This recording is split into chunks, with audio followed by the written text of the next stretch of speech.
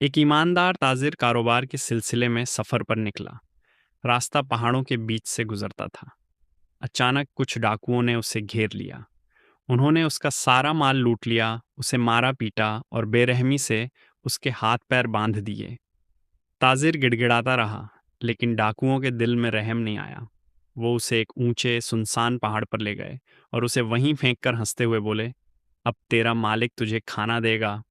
और फिर वो उसे मौत के भरोसे छोड़कर चले गए।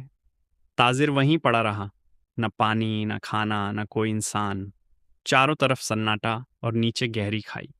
भूख और प्यास से उसका गला सूख गया, शरीर कांपने लगा। उसने आसमान की तरफ देखा, आंखों से आंसू बह निकले और दिल से बस इतना कहा, या अल्लाह, मेरे हाथ बंधे हैं, मैं कुछ नहीं कर सकता, अब बस तू ही मेरा सहारा है। फिर वह उसी हाल में तन्हा पड़ा रहा, लेकिन उम्मीद नहीं छोड़ी। रात गुजरी और सुबह की हल्की रोशनी फैली।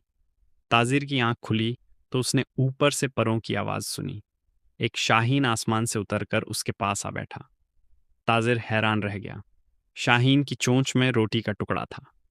वह रोटी ताजिर के होंठों के पास लाया और धीरे धीरे अपनी चोंच से उसे खिलाने लगा। ताजिर की आंखें भर आईं, वह रो पड़ा। थोड़ी देर बाद शाहीन उड़ गया, फिर कुछ देर बाद वापस आया। इस बार उसकी चोंच में पानी था। वह ताजिर के होंठों के पास अपनी चोंच रखता और उसे पानी पिलाता रहा।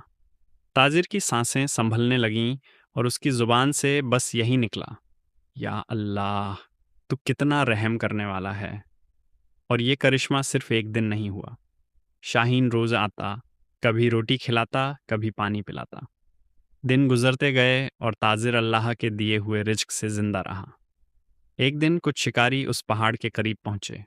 उन्होंने दूर से देखा कि एक आदमी बंधा पड़ा है और एक शाहीन रोज उसके पास आकर उसे खाना और पानी दे रहा है।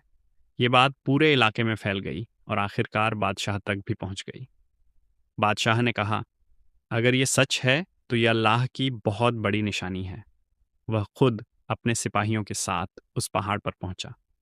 जब बादशाह ने अपनी आंखों से देखा कि शाहीन एक बंधे हुए इंसान को चोंच से रोटी खिला रहा है और पानी पिला रहा है, तो उसका दिल हिल गया। उसने फौरन हुक्म दिया, इस आदमी को अभी खोल दो।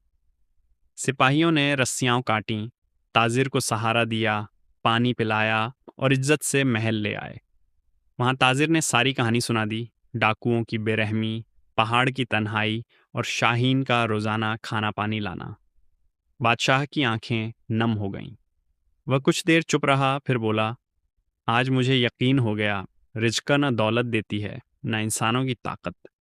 रिज्क का असली मालिक सिर्फ अल्लाह है, जो पहाड़ की तन्हाई में भी अपने बंदे को अकेला नहीं छोड़ता। ये कहते ही बादशाह ने अल्लाह का शुक्र अदा किया और उस दिन के बाद उसकी ज़िंदगी बदल गई। वह और ज़्यादा इंसाफ करने लगा, गरीबों की मदद करने लगा और हर फैसले में अल्लाह पर भरोसा करने लगा। और इस वाक़े का सबसे बड़ा सबक यही है कि जब इंसान के सारे रास्ते बंद हो जाते हैं, तब भी अल्लाह का दरवाज़ा खुला रहता है। तवक्कुल कभी खाली नहीं जाता, क्योंकि जो अल्लाह पर भरोसा करता है, अल्लाह उसके लिए काफ़ी हो जाता है। अगली वीडियो मिस ना हो, इसलिए अभी सब्सक्राइब करें।